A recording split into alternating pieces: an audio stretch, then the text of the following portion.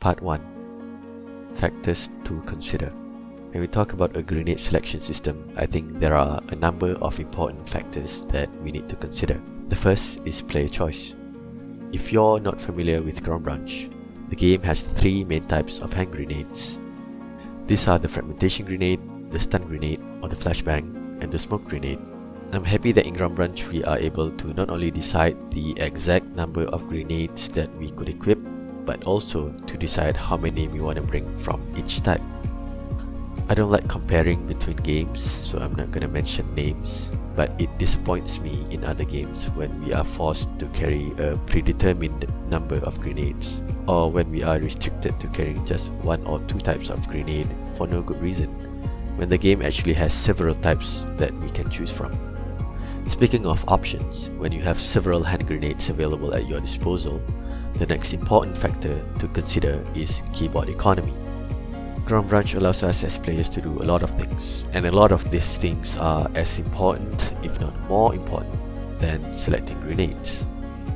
You have movement, positioning, stances, speed control, weapon manipulation, communications like radio, local voice, and hand signals, controlling attachments like weapon light and laser device, other equipments like breaching charges, binoculars, the tablet, the wristwatch, night vision goggles, world interaction, melee, door handling, and the list goes on. Taking all this into consideration, it just doesn't feel right to allocate 3 or more keys for just grenade selection, because then you would be putting a disproportionate amount of emphasis on the utility of just one single item. The system that will be suggested later in this video only requires one button on the keyboard to select between multiple types of grenades. And by the way, speaking of keyboard economy, let me just go off on a tangent here for a bit. I think that how Ground Branch currently binds the chat keys leaves something to be desired. Right now the game takes up one key to open up global chat and another one for team chat. I think if it used only the enter key, like many other games do, it would literally halve the number of keys needed for us to access the text chat box. Alright, back to the main discussion.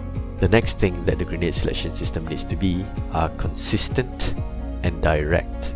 We want to be able to select each specific type of grenade in a consistent way. This means that, for instance, tapping the grenade button once will always select one specific type of grenade, and tapping it twice will always select another specific type of grenade. We should also be able to directly switch to any type of grenade, so that we don't have to sift through other types of grenades or other equipment to select the particular one that we wanted to equip. And preferably, it should be immersive and efficient. I don't like seeing a bunch of permanent icons on the heads-up display cluttering the screen, because these non-diegetic elements compete for our visual attention, and they kind of detract from what is actually going on the screen in the game world. So that risks breaking our suspension of disbelief. And last but not least, we want to minimize the usage of an on-screen grenade selection menu. Part 2. Selection. Before we proceed, we need to establish that if we attempted to select either a grenade type that we did not equip beforehand or one that we ran out of, then no action should take place.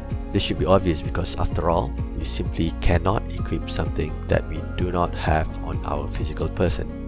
To select the flashbang, simply tap the grenade button once. By default, this is bound to the 3 key on the keyboard. Personally though, I prefer to rebind it to the 4 key, because I'm reserving the 3 key for the special purpose slot, which will be for things like breaching shotgun and the grenade launcher. So anyway, that is what you guys will see I use throughout this video. Next, to select the frag grenade, tap the button twice. By the way, all of this should be rebindable.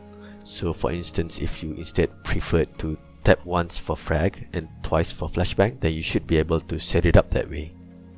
And finally, to select the smoke grenade, just hold the button. We only need to hold it very briefly, because as soon as the game recognizes that we are holding instead of tapping, we immediately equip the smoke grenade. If for whatever reason you put yourself in a situation where you brought multiple colors of smoke grenades, then unfortunately you will have to specify the particular type of smoke grenade that you wish to select via an on-screen menu. Part 3. Throwing. Once we have selected a grenade, we are now ready to use it. Pull the pin by pressing either the left or right mouse button, and throw the grenade by releasing it. Use the left mouse button for an overhand throw and the right mouse button for an underhand throw.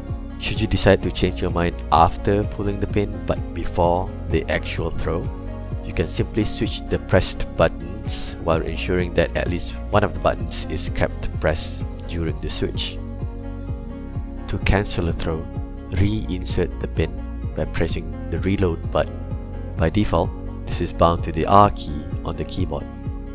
Alright guys, that's it. I'd love to hear your thoughts in the comments section below. Take care. See you.